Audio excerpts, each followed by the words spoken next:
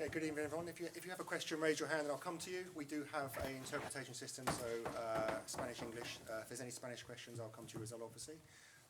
Camera's ready at the back. I'll come to gentleman here. Thank you.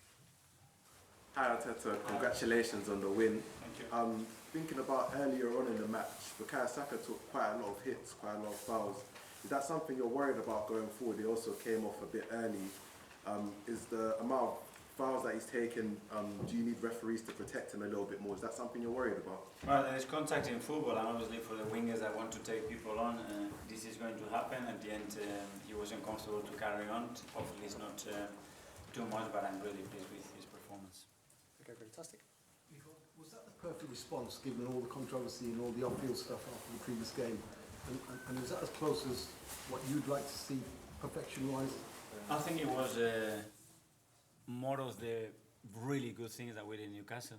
We didn't need that response because the team performed extraordinarily well against a team that they are really difficult to play against. And today was other requirements. Tactically, we needed something else. We played at home. We needed a different game, and we implemented what we wanted really, really well. So I'm really happy with the last two performances. And Kai Havertz today was... Again, for me, against West Ham in the first half, for me was the best player. Newcastle, one of the best, and today, again, he was really strong. Really happy with him. Amy from Athletic. Hello, Mikel. Just the two wingers going full pace. That seems to be such a strength of Arsenal's. When it works, it's dynamite. When it doesn't, sometimes the teams can't find those breakthroughs. How much do you need both Saka and Martinelli at like 100%? His attacking players obviously had a massive influence in what we are able to generate in the final third, but a lot of time the process has to be better at the back as well to give them time and give them advantages and have the space and the support that they need to generate those things. And today they've done it really well, and obviously when that's the case, it is difficult to defend against them. They've had to play with a lot of different centre forwards across the season so far. Do you still feel you're looking for that perfect balance of the attack? I don't know where that perfect balance is what we have. Obviously, you look at Gabi Jesus, I think he's only played one Premier League game for us, and he played 3 games in the Champions League and scored 4 goals. It's what it is, but having Leo here that is so reliable and gives you something very different to Eddie and him is a joy to have, and really happy with them. James from ESPN. Hi, Mikel. Just on Bukayo, I think you got fouled 4 times in the first 17 minutes. You know, some players might shy away when they're getting that kind of treatment, but he always seems to embrace it and keep going. Is he born with that? Is that just something he has within him? Born, Yeah. I think he's getting used to it. And I don't think that's going to change, especially the way he plays and the way he attracts players. So he better get used to it because I don't think that's going to change. Gentleman here in the green. Mikel, buenas. Pablo Montaño para... Question in Spanish. Sevilla had some key players out, such as Sergio Ramos and Acuna, but did you expect Sevilla to be so poor this evening? They only had 1 shot tonight in the last minute, so it was an easy game for Arsenal.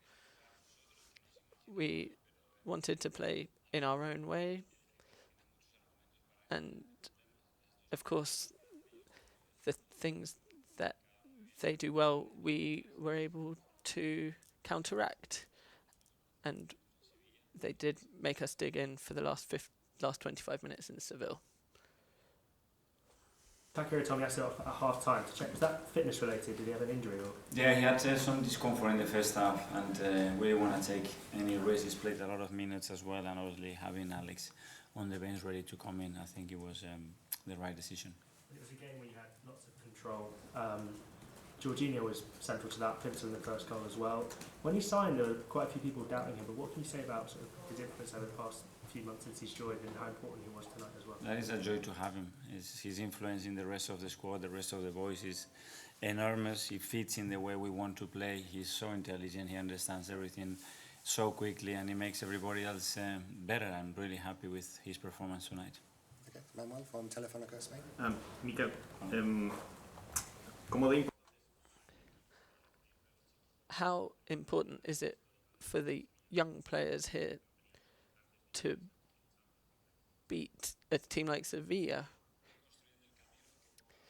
Well, we're gradually gaining experience, and this will help us.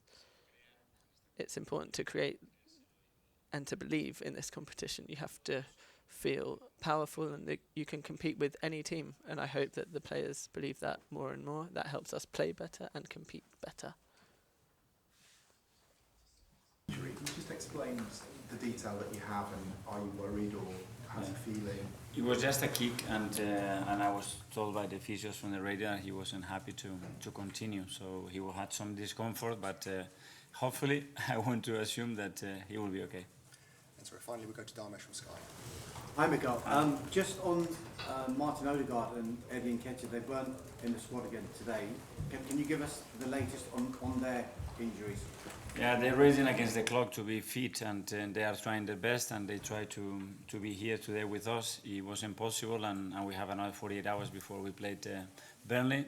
We will try again and see, because we need players at the moment. Okay, thanks everyone. Yeah, thank you.